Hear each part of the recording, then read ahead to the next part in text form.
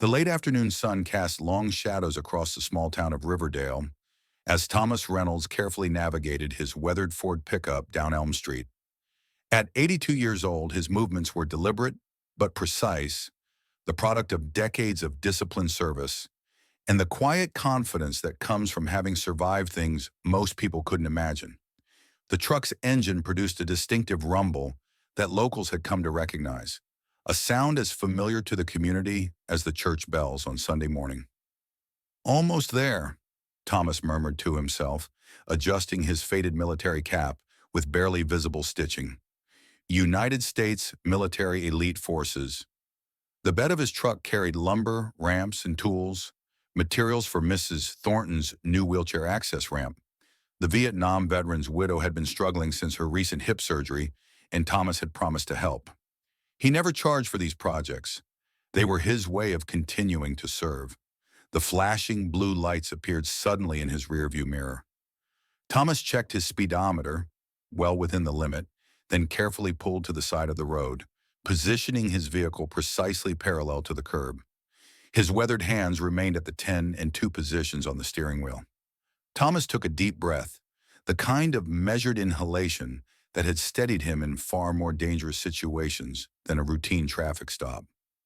Two officers approached, one on each side of the vehicle. The younger one, Officer Michael Carter, rapped his knuckles against the truck's hood, a sharp sound that seemed unnecessarily aggressive. "Show me your papers, identification, or give me some decent explanations, Pops," he taunted, circling the pickup with exaggerated scrutiny. "This thing even safe to be on the road?" Thomas didn't protest. His eyes remained forward, his breathing calm and controlled. He'd faced interrogation techniques designed by experts. This young officer's attempt at intimidation barely registered. "License and registration," demanded the older officer, Officer James Peterson, leaning down to peer through the passenger window. "And an explanation for why you're operating this vehicle in such condition." Thomas reached slowly for his wallet, movements deliberate to avoid any misinterpretation. "Glove compartment," he said quietly, indicating his intention to retrieve the registration. "Slowly," Peterson warned, hand instinctively moving toward his holster. Thomas nodded and carefully extracted the vehicle documents from the weathered glove compartment. The registration was in perfect order, though the truck's appearance suggested otherwise. He handed the documents to Officer Peterson with a steady hand. "Thomas Reynolds," Peterson read aloud, "says here you were born in 1943. That makes you what, 82? The question carried an undercurrent of disbelief, as though Thomas's age alone made him suspect. "Yes, sir," Thomas replied simply. Carter snorted, walking around to join his partner. "And you're still driving this, what would you call this, Peterson? A historical artifact?" Both officers chuckled at the joke. "It's mine," Thomas said quietly. "Since 1969. Carter flipped through the registration. "No visible identification markers. Operating an unsafe vehicle on public roads. Potentially improper registration." He listed the infractions with an air of satisfaction. "Step out of the vehicle, please, Mr. Reynolds," Peterson instructed. Thomas complied without complaint. His movements were slow but not frail, methodical, like a man accustomed to following procedure. As he stood beside his truck, his posture remained impeccable, spine straight, shoulders back, the bearing of a soldier, though the officers failed to notice or chose to ignore it. "Mind if we take a look around?" Carter asked, though it wasn't really a question. Without waiting for permission, he began examining the truck, running his fingers along the various dents and rust spots that marked the vehicle's exterior. Each imperfection held a story that the officers couldn't read. The small dent above the left wheel well, Jordan, 1975, emergency supply run. The scratch along the passenger door, Columbia, 1982, evacuation of a compromised intelligence asset. The slightly misaligned hood, Texas, 2001, when he'd come out of retirement to train a new generation of special operators in the wake of September 11th. "What's all this in the back?" Peterson gestured toward the lumber and tools. "Materials for a ramp," Thomas answered. "For Mrs. Thornton down on Cedar Street. She needs wheelchair access to her front porch. The officers exchanged skeptical glances. Of course, Carter said with poorly disguised sarcasm. Just a good Samaritan, are you? Thomas didn't respond to the taunt. There was no point. Empty your pockets, please, Peterson instructed, his tone professional but cold.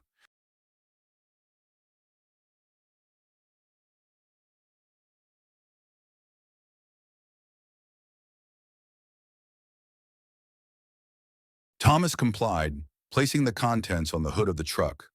Car keys, wallet, a worn photograph, and a small leather-bound journal filled with neat handwriting, some entries marked with asterisks, others completely redacted with neat black lines.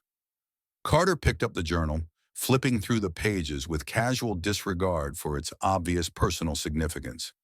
What's this? Some kind of code? Names, Thomas replied, of men I served with. Served with? Carter raised an eyebrow. Skepticism etched across his young face. Like at the post office or something? Thomas remained silent. The journal contained the names of operatives from classified missions spanning 4 decades. Missions that had saved countless lives and prevented disasters that the public would never know about. Some names were marked with small crosses, others with locations. His personal record of debts paid and owed, of promises kept and sacrifices honored. A small crowd had begun to gather across the street. In a town the size of Riverdale, any police activity quickly became a spectacle. Several passers-by had their phones out, recording the scene. He's being non-compliant, Carter remarked to his partner, just loud enough for the gathering audience to hear. Potentially hostile, Peterson agreed, though Thomas had shown no signs of resistance. Just across the street, James Henderson watched the scene unfold from his position behind the counter at Riverside Fuel and Service. The 65-year-old Vietnam veteran had recognized Thomas immediately. James had attended the monthly Veterans Breakfast, where Thomas occasionally made an appearance. He rarely spoke at these gatherings, but when he did, the room fell silent. James knew that Thomas wasn't just any veteran. The rumors about his service record had circulated for years among those who understood such things. Nothing official, of course. Most of what Thomas had done remained classified, but certain indications were clear to those who knew how to read them. With a determined expression, James picked up his phone and scrolled through his contacts until he found the number he was looking for. A number he'd been given years ago and told to use only in specific circumstances. He hesitated only briefly before dialing. Commander Wilson, it's James Henderson from Riverside Fuel. A pause. Yes, sir. I'm sorry to bother you, but they've detained Thomas Reynolds on the side of the road like a common criminal. Yes, sir. That Thomas Reynolds. We're at the intersection of Elm and Cedar. Meanwhile, 40 minutes into the stop, the officers had grown bored with their detainee. The system checks had come back clean. No criminal record, no outstanding warrants. The vehicle wasn't reported stolen. Just an old man with registration irregularities and an unsafe vehicle. Let's wrap this up, Peterson decided, retrieving citation forms from their patrol car. Write him up for expired registration tags, failure to display proper identification, and operating an unsafe vehicle. They approached Thomas with the citations ready, prepared to deliver their administrative justice, when the distinctive sound of heavy tires on pavement drew their attention. The black SUV that rounded the corner didn't approach cautiously like a civilian vehicle. It arrived with purpose. Official government plates, darkened windows, military driver. It pulled up precisely parallel to the patrol car and came to a stop. The officers exchanged puzzled glances. Federal agency? Peterson whispered. FBI, maybe? Neither guessed correctly. The rear door opened and a tall figure emerged. A man in his early 60s wearing the full-dress uniform of a United States military officer, 4 stars glinting on his shoulders in the afternoon sun. His posture was impeccable, his gaze piercing as he surveyed the scene before him. Silence fell over the growing crowd of onlookers. Which one of you detained this gentleman? The commander asked, his voice carrying the natural authority of someone accustomed to being obeyed without question. The two officers stood straighter, suddenly uncertain. Um, we were just...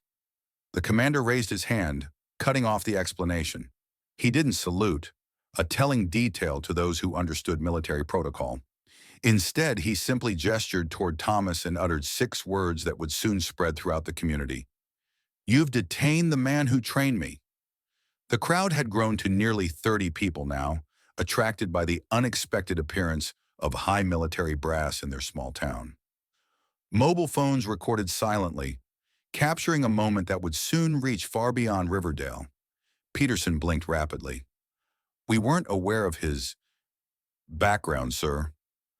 "You never asked," the commander replied, his tone making it clear that this was no excuse. He approached Thomas, who remained standing at rigid attention despite having been in the sun for nearly an hour. "Permission to assist you to your feet, Master Sergeant Reynolds?" Thomas stood on his own, his back straight despite the discomfort. "Permission granted, Commander Wilson, though as you can see, it's unnecessary." For the first time, a hint of a smile crossed Thomas's weathered features. Commander Wilson turned to face the officers. "Gentlemen, do you have any idea who you've been detaining for the past hour? This is Master Sergeant Thomas Reynolds. 3 combat deployments, 4 decades of service to this country. Missions so classified that most of the documentation will remain sealed until 2075. He gestured toward the truck. "And that vehicle? It's not just transportation. It's a piece of military history." The officers remained silent. Their earlier confidence evaporated. "Would you like to see his service record?" the commander continued. "The unclassified portion, that is?" He nodded to his aide, who produced an official folder bearing the presidential seal. Peterson accepted it with a humbled expression, opening it to reveal commendations, medals, and service notations that made his eyes widen. "Sir, we had no idea. We apologize for the misunderstanding," Carter offered, his earlier arrogance replaced by genuine regret.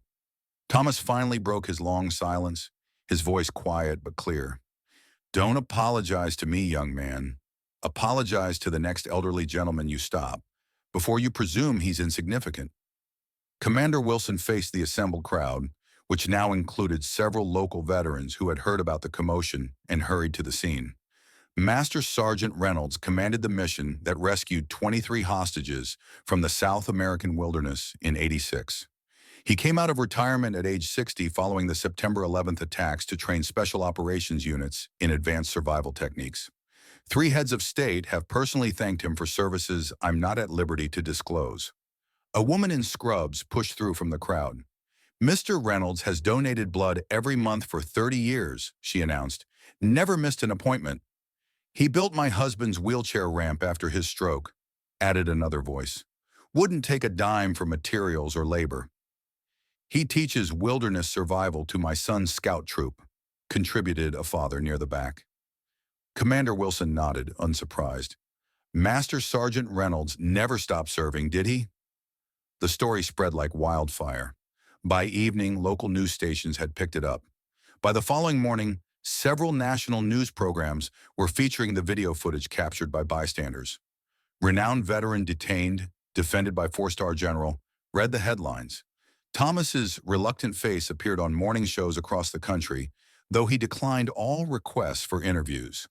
Within days, the mayor issued a public apology and declared June 4th, the date of the incident, as Thomas Reynolds Recognition Day in Riverdale. The gesture embarrassed Thomas, who had spent his life avoiding public recognition, but he accepted it graciously. More surprising was the flood of financial contributions that began arriving from across the nation. Veterans, military families, and ordinary citizens moved by his story. Within a week, the total exceeded $247,000, all of it addressed to Thomas with notes expressing gratitude for his service and outrage at his treatment. True to his character, Thomas directed every penny toward establishing a foundation dedicated to building accessibility features for disabled veterans nationwide. The Thomas Reynolds Initiative was created with minimal fanfare, and within months, requests for assistance exceeded 300 residences, requiring mobility modifications. A simple bronze plaque was placed at the intersection where he had been detained. It bore no image, just a quote. Service doesn't end when the uniform comes off.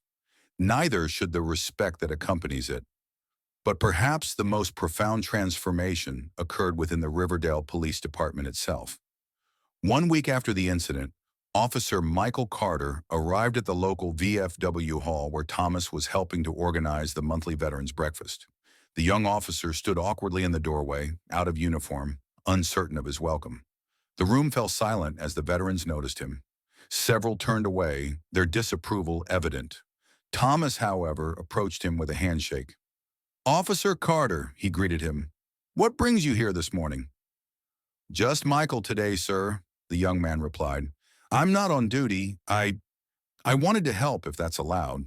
Thomas nodded, as though he'd been expecting this. "We're setting up tables in the back. Could use an extra pair of hands." That first morning stretched into a regular commitment. Every Saturday, Michael arrived at the hall to assist with whatever needed doing, setting up chairs, serving coffee, listening to stories from men and women whose experiences he had never bothered to imagine before. 3 weeks into this new routine, Thomas found Michael alone in the hall's kitchen, washing dishes after the breakfast had concluded. "Why did you really come back?" Thomas asked him, picking up a towel to dry the clean plates. Michael was quiet for a moment, hands submerged in soapy water. "Because I realized how little I knew about the people I swore to protect," he finally admitted. 4 years on the force, and I'd never once visited this place, never once asked who these people were before they got old. He shook his head. "That's not the kind of officer I want to be." Thomas nodded, accepting the answer. "Most people just need to be seen," he said simply. Really seen. The change extended beyond Michael Carter. Sheriff Daniels implemented a new training curriculum. Recognition and respect for veterans in our jurisdiction. The program became mandatory for all officers, new and existing. Thomas reluctantly agreed to address the first session, where he offered just 11 words that would become the department's unofficial motto. Service doesn't terminate with uniform removal.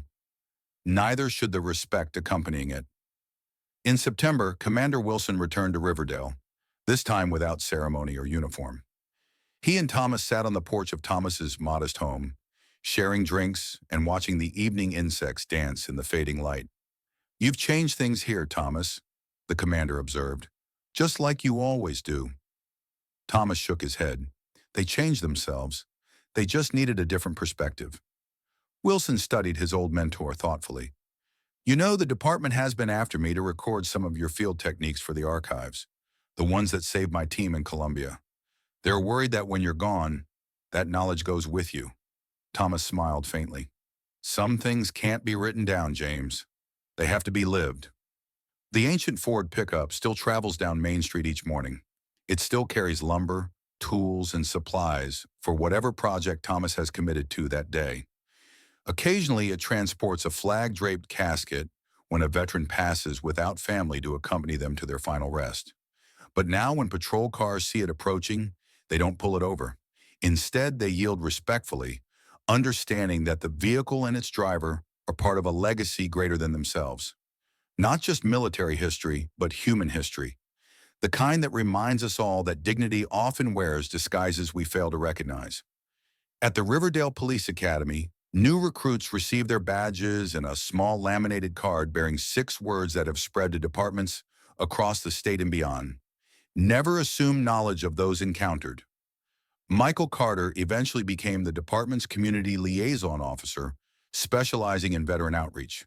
The citation forms he had prepared for Thomas that day remain in his desk drawer, never filed, a private reminder of how quickly judgment can lead us astray. The Thomas Reynolds Initiative expanded to operations in 17 states, with plans to cover all 50 within 5 years. Veterans helping veterans, building not just ramps and railings, but bridges between communities that had forgotten how to see each other. Every morning, Thomas rises before dawn, makes his coffee, and reads those names silently. A private ceremony of remembrance before the public work of the day begins. Some debts, he believes, can never be fully repaid, only honored through continued service.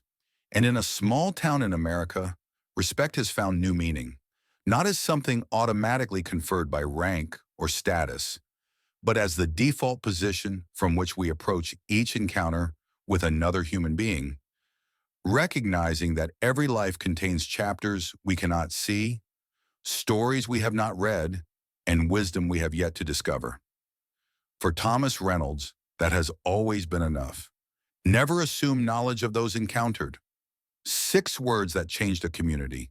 6 words that might, if truly understood, change the world.